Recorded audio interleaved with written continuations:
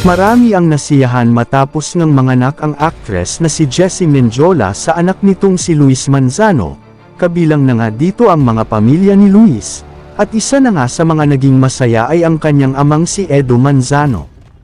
Matagal na di anong inaante ni Edo na magkaapo sa anak na si Luis Manzano.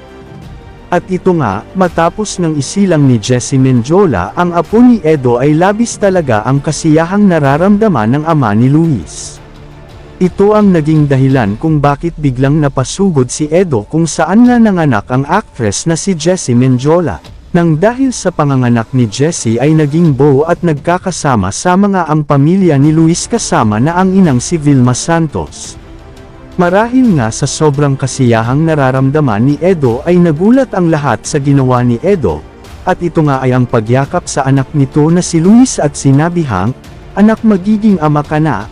Ikinaiyak naman ito ng aktor na makikita sa mata nito ang labis na galak at kasiyahan.